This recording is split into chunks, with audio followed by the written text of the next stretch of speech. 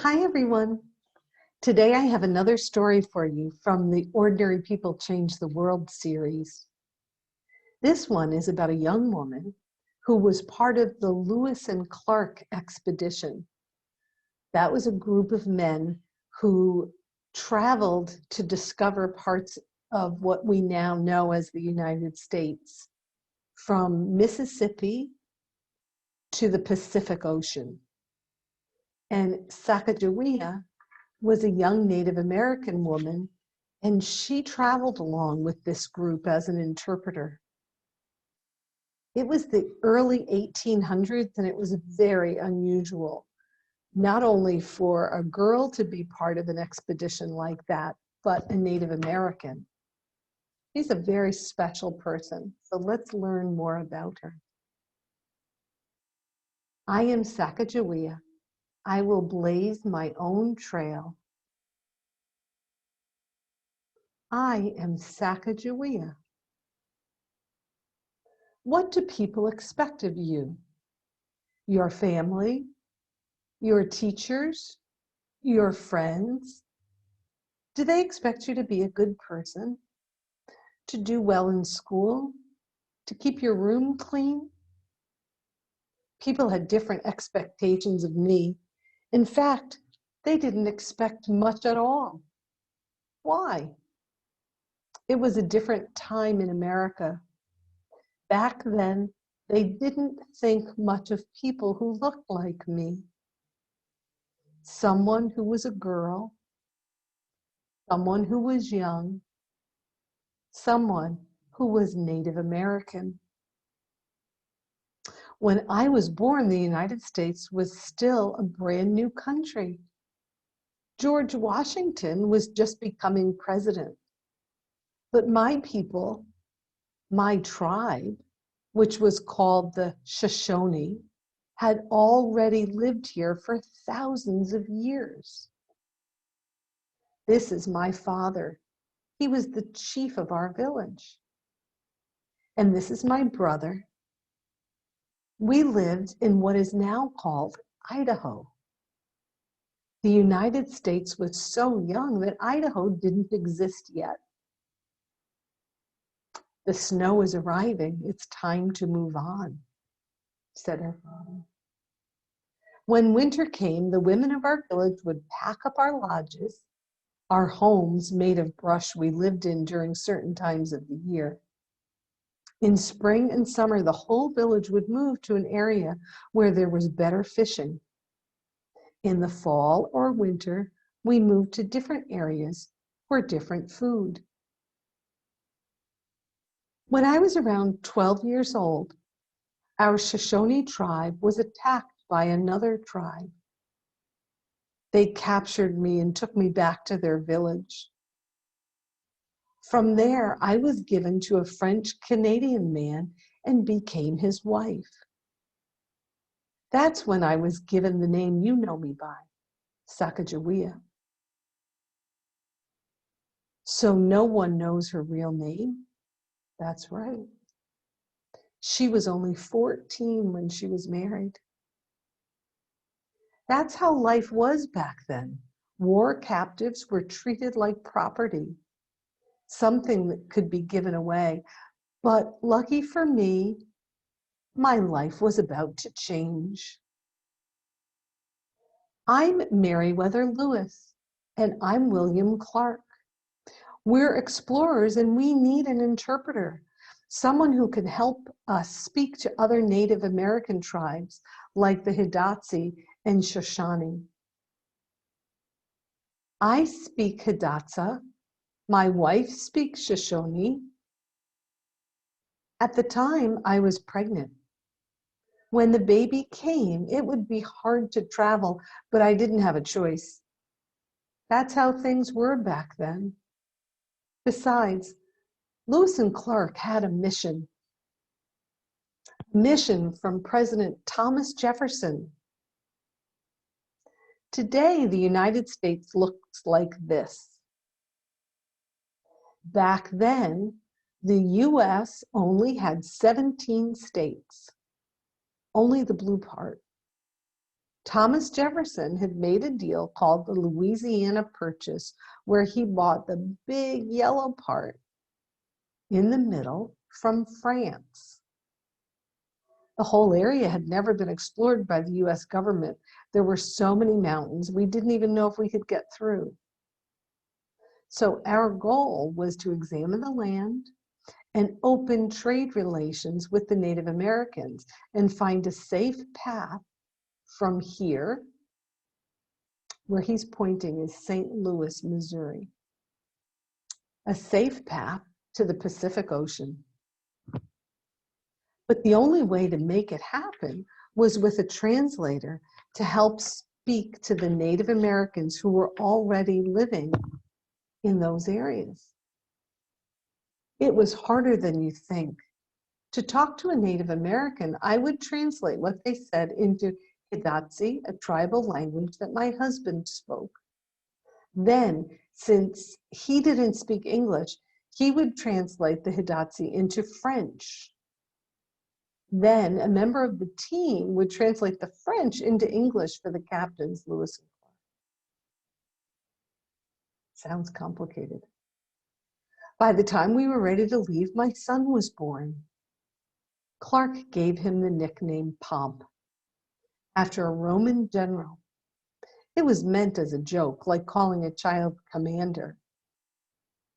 Was it dangerous to take a newborn baby into the wilderness? Of course it was, but we didn't have a choice. I wasn't even considered an equal part of the team. That's how things were back then. In April 1805, the Corps of Discovery set out from my village to explore this great uncharted land. There were a few dozen men. I was the only girl, the only female teenager, the only one with a baby, and the only Native American. Lewis and Clark thought it would be a one-year trip. They had no idea what they were getting into. Today, people say I was a guide, but my real job was as an interpreter. Soon enough, though, Lewis and Clark realized I had many other skills. People who lived on this land, I knew its secrets. With a sharp stick, I'd find wild artichokes that mice had buried in the ground. I'm hungry, there's nothing to eat out here. Wait, the girl, she's pointing at something. She says these roots are fruits and they're safe to eat. We can eat these too. Look at these berries she found. These are amazing. It wasn't just food, though. This was my land. My people lived here for centuries. I understood its passageways. Which way should we turn? She says that one. How does she know? She recognizes the mountain, the one that looks like a beaver's head on it. That means her tribe has been here before. This is the right path. In their journals, Lewis and Clark spelled my name 8 different ways. Oh my goodness, look at all those different ways to spell Sacagawea. Sometimes they called me Snake Woman or Bird Woman, but over time, they learned exactly who I was. One day during a sudden storm, my husband lost control of our boat. The vessel nearly flipped. The men panicked and fought. Oh no, our supplies, our medicines, our papers, they're floating away. In the middle of the pioneering journey, our supplies, which could not be replaced and were needed for our survival, were about to be lost. Hurry, do something. Someone help us. Stop panicking. Careful, you're going to tip the boat. Only one person stayed calm. Carefully balancing myself with my infant son strapped to my back in a boat that was about to flip, I was the one who gathered all our supplies. That's right. I, a young girl surrounded by soldiers and frontiersmen who saved us all. I didn't wait for someone else to come to the rescue. I came to the rescue. And all the while, I also did my job as an interpreter, helping Lewis and Clark speak to the other tribes. In Shoshone, we say you are not human until you learn your language. These are some of the real words from my tribe. The Shoshone word for tree is shobi. The word for corn is hanaib. The word for water is ba. And the word for horse is bungu. There are no words for goodbye or hello. We don't want to say goodbye forever, so we say something that is closer to, I will see you later. For our expedition, the word bungu was one of the most important of all. If we want to cross the Rocky Mountains, we need horses. Who had them? The Shoshone, my tribe. I led the way. I had no idea what to expect that day. It had been years since I had been taken from my tribe. One of the men traveling with her warned, be careful, they might attack. Our expedition had never seen a Shoshone war party. A battle could have started, but instead, both sides began to talk. Sometimes, even without words, you can communicate peace. Soon after, they invited us to meet their chief. That's when I saw my brother, my sister. It was wonderful to see my people again. We traded with them, giving them supplies and even a medallion from Thomas Jefferson. In return, they gave us horses, helping us to prepare for our journey through the mountains. Eventually, though, it was time to leave. The next part of your trip will be difficult. You'll be going places where you won't know the land, and you'll meet tribes where you won't know the language. Lewis and Clark really don't even need you anymore. So may I ask, sister, why are you going with them? Why not stay here with your family? To this day, no one knows the answer. Some say it was because we still had more to explore. Some say because I felt like part of the team. Some even say I was inspired by the adventure, but one thing was certain, the mission wasn't done. So, what would you do?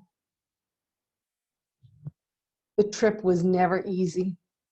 We faced grizzly bears, and we were hit by hail and flash floods. We ate candles to keep from starving. I even got extremely ill. She's sick. She's a fighter. That winter, our Corps of Discovery had to decide where to build our camp. Usually that decision was made by the men in charge, but for once, we'd like to know what you think. We need everyone to vote. Including me? Yes, Sacagawea, including you. The final decision rested with Lewis and Clark, but on that day, my vote was cast, like everyone else on the team. Did our expedition ever reach the Pacific? Yes, it did. Part of our group hiked to the water earlier than the rest and sent back word. They say they saw a whale. I want to go. To see the whale? Not just the whale. I wanted to see the ocean, which I'd never seen before. Eventually, I did. In the end, our Corps of Discovery traveled over 2,000 miles. It took a year and a half by boat, horse, and foot. And I was the only girl, the only teenager, and the only one with a baby, and the only Native American. In my life, people underestimated me. Since I was a girl, they expected me to be weak. Since I was young, they expected me to be inexperienced. And since I was Native American, they expected to treat me unfairly. That's how things were back then. But that's not how they should ever be. Native American people define themselves by their stories. You know my story now. It's time for you to write your story. Don't let someone else limit you. As Chief Menonak of the Yakima tribe said, we can only be what we give ourselves power to be.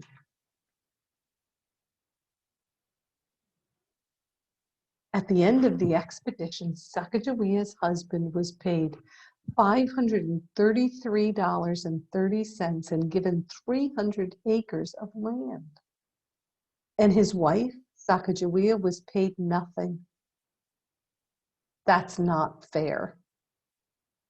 Today, there are dozens of parks, landmarks, poems, songs, and even rivers named after her all across the country.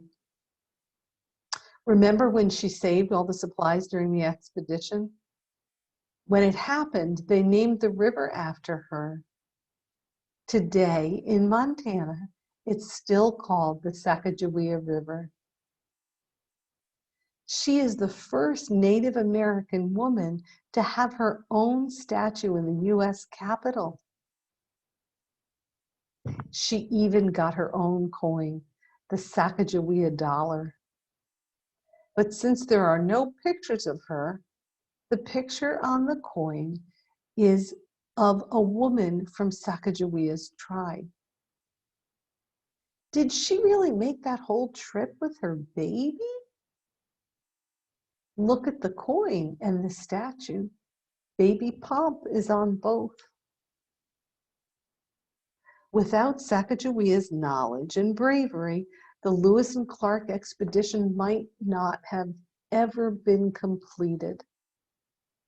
Thanks to her, they were able to create maps, engage other Native American cultures, and find a route to the Pacific. Do you know what it means to navigate something? It means finding your way. Wherever you go in life, whatever mountains you climb and challenges you face, find your own way. Make your own path. Shatter expectation. That's what I've always done. I am a girl. I am a teenager. I am a mother. I am a Native American. And I am powerful. I am Sacagawea, and I will blaze my own trail.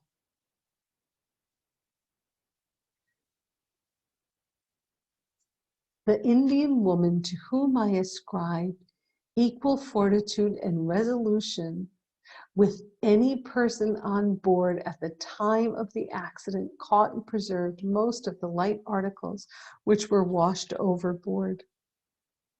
That was written by Meriwether Lewis. That was about the story where Sacagawea saved all of the supplies that went over the edge of the boat. Well, I think she's a pretty remarkable woman. And what a great example for all of us. I mean, not that I think most of us would have the kind of adventure she had, but I love the part of her story where she kind of encourages us to make our own story, right? If she could do what she did, you can do whatever you set your mind to. I hope you enjoyed learning more about Sacagawea. Pretty remarkable young woman. Come back so I can read to you again soon. Have a great rest of the day.